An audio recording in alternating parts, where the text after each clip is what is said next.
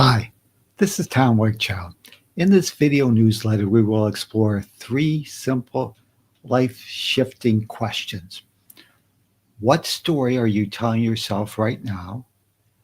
What if 97% of what you fear isn't even real? And finally, what if your second thought could change everything? Sometimes clarity begins with a single question. What story am I telling myself right now?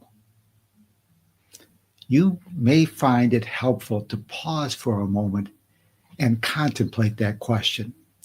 Most of us walk through life on autopilot, repeating the same internal narrative day after day, unaware of how much it shapes every part of our experience. For myself, I would want to know whether that story is supporting or sabotaging the vision that I desire to become. Here is a key truth. The mind always tries to answer the questions you give it. If you ask, why do things always go wrong for me? Your mind will produce reasons. If you ask, what could go right? Your mind will offer possibilities. A well-known psychological study from the 1960s discovered something extraordinary. Nearly 85% of the things people fear would happen never did.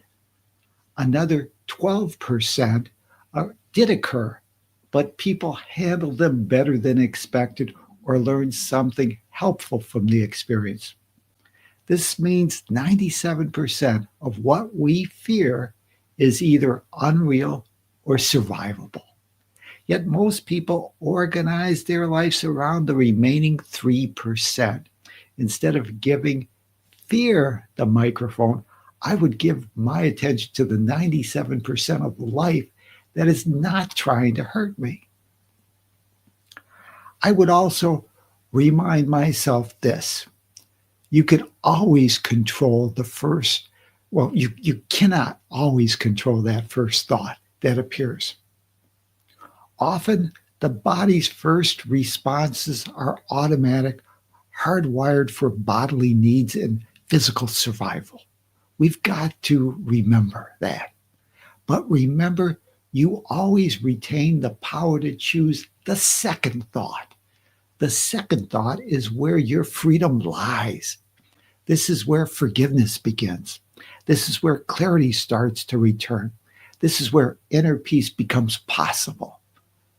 Your first thought might be fear, anger, guilt, or self-blame. That is simply conditioning. But your second thought is yours to choose. Choose thoughts that are helpful. Choose the thought that leads towards peace rather than conflict. Choose the thought that reflects who you are becoming rather than who you once believed you were.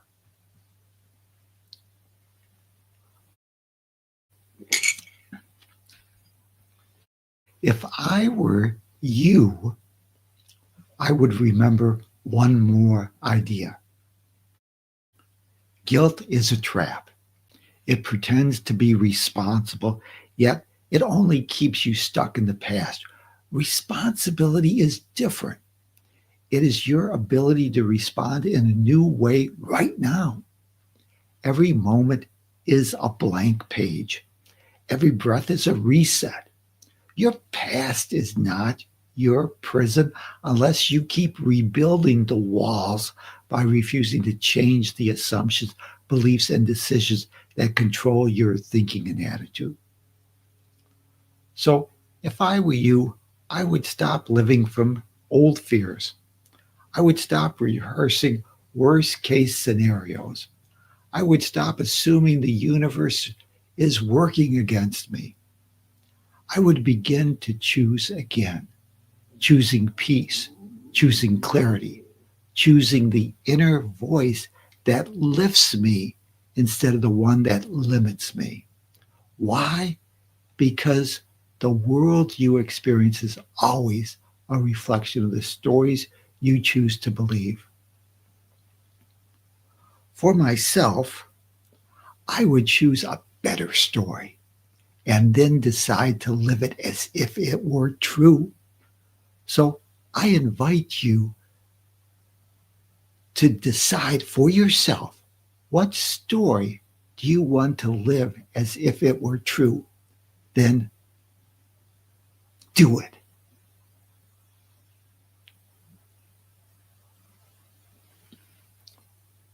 For more on this topic, see Ending Fear, the 7-hour formula for fearless awakening. The Amazon paperback link is included below. If you'd like a deeper exploration of how fear, conditioning, and belief systems shape your choices, you may also enjoy a short video. What would you do differently if you were somebody else? This video includes a discussion on Stanley Milgram's obedience study and why your choices always reflect the story you've been taught to believe. The video link is shown below. This is Tom Wakechild asking you to create a great day for yourself and your world. Namaste.